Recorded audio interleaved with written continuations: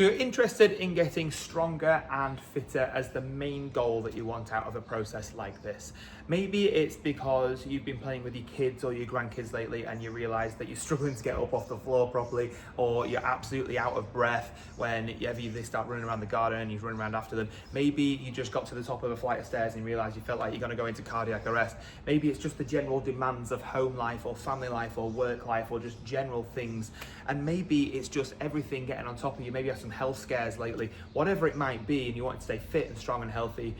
I get it. This is why a lot of the ladies join our group and they start working on this and they start seeing some great results after that first 6-week mark. So what I want to do in this video is break down a little bit more about where to start if this is your main goal and the main thing you're after. So the first thing I would do I would be adding in 2 to 3 gym sessions per week, really good high quality gym sessions that are led by somebody who knows what they're doing, or at least you research what you do before you start. Okay, so the split of these gym sessions. Now, first of all, you don't need to be going 5, 6, 7 days a week. You don't need to be doing like twice a day sessions. You just need 2 or 3 hours a week if what you're doing is effective. Now, the way that I would split these sessions up, I wouldn't like focus on what bodybuilders do and do like arm day and leg day and chest day. You don't need that. You just need full body sessions 2 to 3 days a week, and that's absolutely fine. That's absolutely enough for where you are right now. You don't need anything more advanced than that. The way that I would split the sessions up is I would do about 3/4 of your session, about 75% of your hour, so that might be 45 minutes-ish, doing strength training, doing weights, working your muscles a little bit.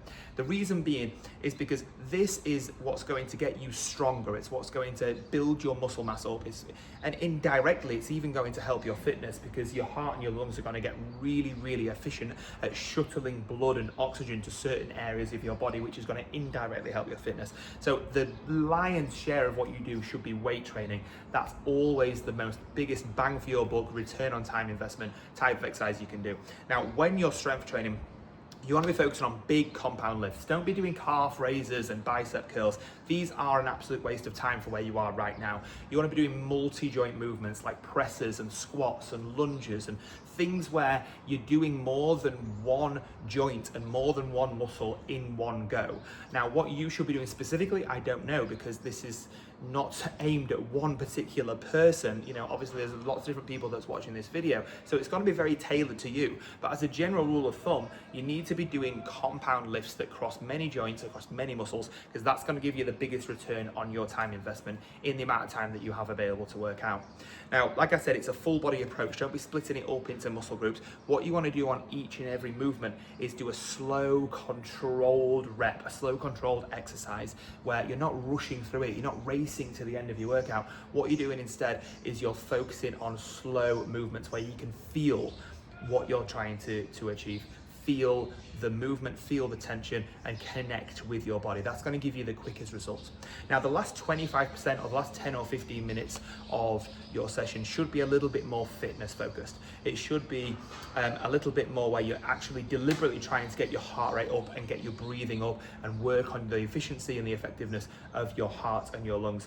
This should not be boring. This should not be jumping on a treadmill and plodding along, or jumping on a cross trainer and doing it for half an hour, 2 hours. That is boring. Nobody wants to do that, and you're not going to stick with it long term. Instead, just keep it 10-15 minutes, keep it light, keep it fun, keep it engaging, keep it varied, keep it full body, have circuits, have HIIT, have intervals, take it in turns with a partner, do lots and lots of different varied stuff where you could push sleds, you could flip tires, you could do ropes. There's lots of different things that you could do, but keep it fun and make sure that you can stick to it. We have these exact session splits in our over 40s ladies group here on Wheatley Hall Road in Doncaster, so let me know if you need any help.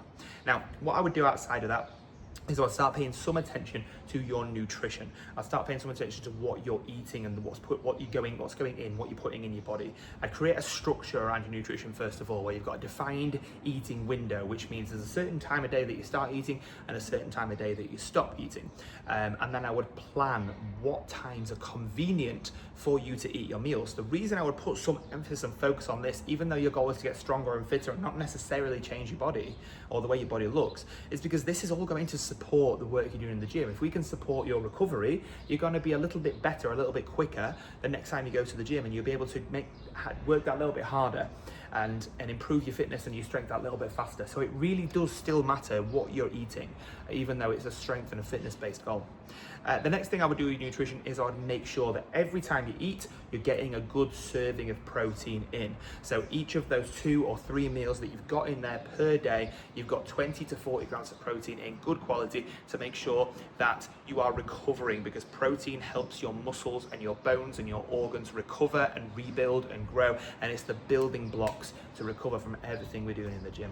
Those are the big starting pieces that I would have in place if my goal was to get stronger and fitter as a lady over the age of 40.